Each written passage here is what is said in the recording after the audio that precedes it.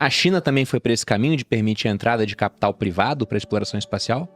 Na verdade, assim, não nessa escala que a americana. Mas hoje tem, né? Tem hoje algumas, tem algumas empresas, tá né? começando a querer seguir nessa linha. Mas a gente tem que fazer uma ressalva, né? Porque o privado na China não é o privado que a gente conhece.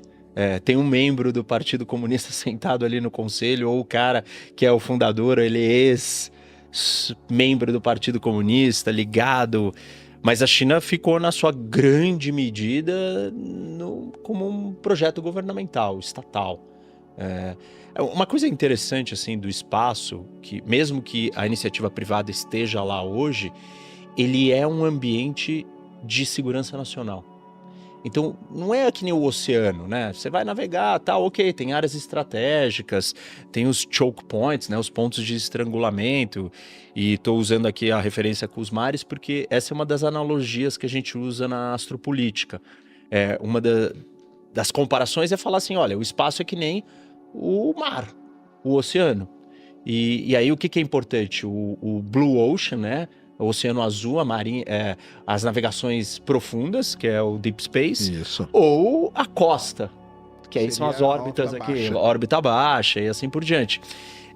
E aí os geopolíticos falam, não, olha, tem geopolítico, o Mahan, que virou e falou assim, se você dominar os oceanos do mundo, você vai dominar o mundo. Então você tem basicamente três grandes teorias geopolíticas. Um que vira e fala assim, se você dominar a Terra, você domina o mundo, que é o Mackinder. O Heartland, né? Isso. Quem domina o leste europeu, domina o Heartland. Quem domina o Heartland, domina a Ilha Mundo. Quem domina a Ilha Mundo, domina o mundo. E aí o Mahan vai falar assim, não. Quem dominar os oceanos do mundo, domina o mundo.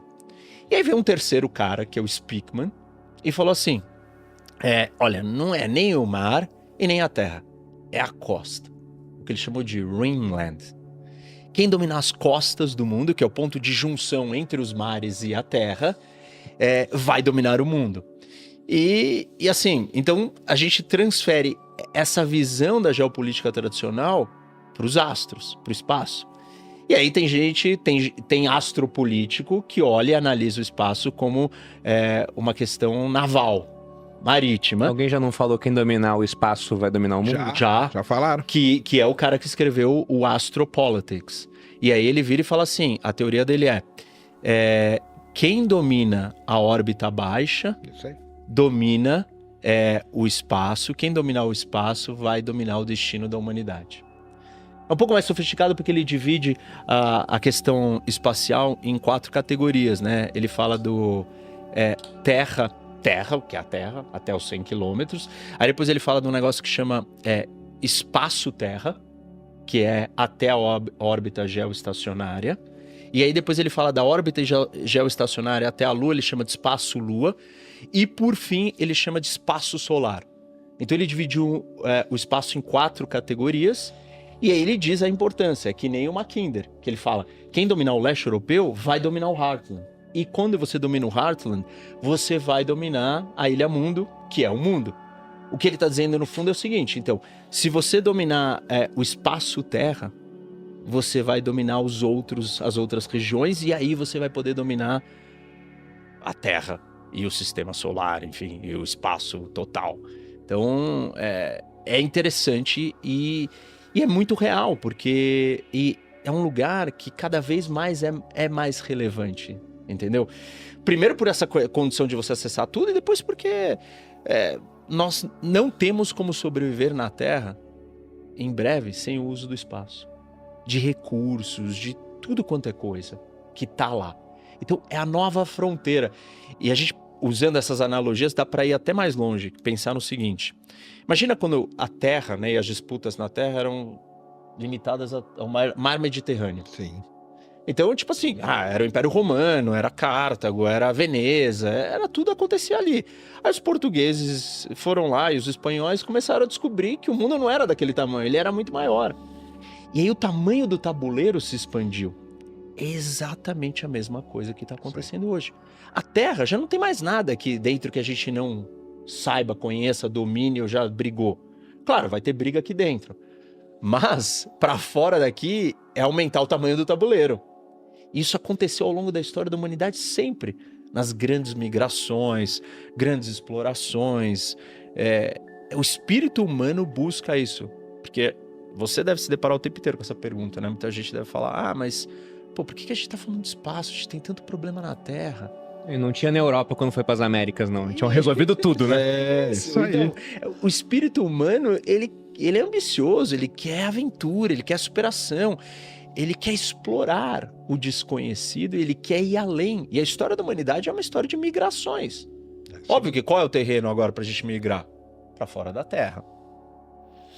E tem muita coisa que acontece no espaço. Essa é uma frase realmente. O pessoal fala assim: tem milhões de pessoas morrendo de fome aqui, vocês gastando milhões para mandar um foguete pro espaço, entendeu? Mas se não mandar, vai continuar os milhões morrendo. Então um dinheiro não afeta o outro. E hoje o espaço ele ajuda demais, né, cara? Então hoje não tem como, né? Eu dou sempre esse exemplo. Eu tive agora há 2 meses atrás, antes de ir lá para a Islândia, eu tive em Milão. Teve um congresso da IAC, que é o Congresso Internacional de Astronáutica, que reúne aí os países, as empresas, os governos do mundo todo. E eu assisti muita palestra dos indianos, porque os indianos a gente fala pouco. Mas eles são muito desenvolvidos no espaço, e nesse congresso desse ano, eles ganharam todos os prêmios do congresso, foram os indianos que ganharam. E por que a Índia ela é tão assim? A Índia ela tinha 2 grandes problemas, eu vi a palestra do cara lá, é sensacional. Ela tinha um problema com comida, ainda tem, né, que muita gente morre de fome lá, mas ela tinha um problema seríssimo com água. A Índia ia morrer de sede, a água estava toda contaminada, eles não tinham mais fonte de água potável. E eles resolveram esse problema com satélites. A comida, eles conseguiram ver em que região que eles podiam plantar tal cultura, fazer ali tipo uma agricultura de precisão e com isso resolver uma parte do problema da fome, mas a água, através dos satélites, eles descobriram os pontos onde você tinha fontes de água potável, foram lá, exploraram e salvaram o país deles com satélite. Por isso que os indianos hoje, a exploração espacial, ela é matéria obrigatória no ensino fundamental. Caramba. A criancinha, ela já cresce com essa cultura. E eu sempre gosto de falar, quando a missão indiana pousou no Polo Sul da Lua, recentemente, a Chandrayaan-3, e essa aí ganhou vários prêmios lá no Congresso. Foi esse ano? Foi em 2022. A live deles no YouTube, 8,5 milhões de pessoas vendo simultaneamente. A maior live da história do YouTube. E os indianos comemorando na rua como se tivessem sido campeões mundiais de tudo. Então, é um impacto muito grande que o espaço tem, e é um país que, vamos falar de problema da Índia? Cara, é tudo. Sim. Começa problema de casta, que é um negócio terrível, é gente morrendo de fome, que poluição pra caramba, os rios lá tudo ferrado, né? Então, assim, só que eles investiram nisso porque mostrou um resultado gigantesco, entendeu? E lá no Congresso eles arrebataram, ganharam todos os prêmios, porque realmente, cara, o que eles fizeram, mostrando, né, esse acesso que o professor Roque falou aqui ao espaço, a vantagem que te dá em vários pontos. E uma coisa, né, até a questão, não sei se você concorda com isso, de soberania. Sim. O país que tem um domínio, né, das tecnologias espaciais, ele é um país muito mais soberano que os outros, né? Então vamos lá. O Brasil, vamos pegar o Brasil como exemplo. Nós não temos nosso sistema de GPS. Nós não temos temos um satélite ou outro, mas nós não temos um sistema de monitoramento do país específico, porque o Brasil é um país muito específico. Você precisaria de um satélite específico para estudar os biomas brasileiros. Nós não temos isso, entendeu? Então nós não temos nada, nós não temos um sistema de internet nosso no céu. Até entendeu? comunicação, você vê mensagens vitais entre membros do governo, o pessoal conversando no WhatsApp, pô. Então, é terrível isso. O dia que o Departamento de Defesa americano falar Brasil, acabou, cara, você não acessa o nosso GPS, ferrou a nossa vida, cara. Então, você pega assim, quais são os países, tem uns gráficos muito legais que mostram países mais ricos do mundo com soberania espacial, a relação é direta. Estados Unidos, China, Índia, Japão, entendeu? A Europa, Rússia, são os países que têm o seu próprio sistema de GPS, são os países que têm seu próprio sistema de monitoramento do país, de sistema de comunicação. Então tem esse lance ligado à soberania nacional também, né? Que hoje está sendo muito levado em consideração. Um país hoje ele é muito respeitado se ele tem uma soberania espacial.